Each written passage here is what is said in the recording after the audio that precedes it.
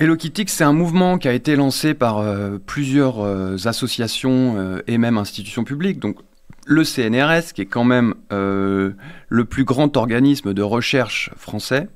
Je pense aussi à la Quadrature du Net, la Ligue des droits de l'homme. Donc, tous ces gens-là ont lancé ce mouvement Hello Kitty pour appeler finalement à quitter X, donc au boycott de X. Donc, on vient de parler déjà de pourquoi c'est pas bien de quitter X, parce que finalement c'est antidémocratique. Le plus dangereux dans cet appel au boycott, c'est quand même, enfin le plus dangereux, ce qui nous a étonné au Cercle de la Liberté dans cet appel au boycott, c'est que le CNRS soit parti et créer cette plateforme. CNRS, qui est un organisme public financé par le contribuable français, par vous, par moi, par les auditeurs. Et là, on a un organisme public. Plutôt que de faire de la recherche, alors on a Elon Musk, lui, qui envoie des fusées, avec ses ingénieurs qui cherchent à envoyer des fusées sur Mars. Nous, on a des ingénieurs qui créent des plateformes pour quitter X. Donc on n'est pas au même niveau. Là. Déjà, c'est assez dangereux.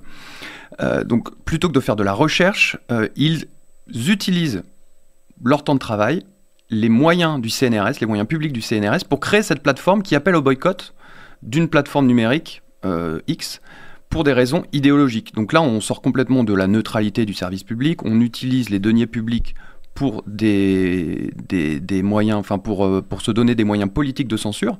Et c'est ça qui nous a interpellés au Cercle de la Liberté. C'est pour ça qu'on a hier envoyé une plainte contre X au procureur de la République pour pointer ces choses qui nous paraissaient tout à fait étonnantes. Le procureur de la République verra bien ce qu'il en est. Nous, on a voulu être des lanceurs d'alerte dans cette affaire et pointer donc tout ce qui n'allait pas, détournement de fonds publics, appel discriminatoire au boycott fondé sur des opinions politiques. Il y a aussi des problèmes d'utilisation des données. On ne sait pas trop comment tout ça va être traité. Donc, nous, on n'a pas les moyens de s'en rendre compte, mais la justice verra bien et c'est pour ça qu'on a déposé plainte hier.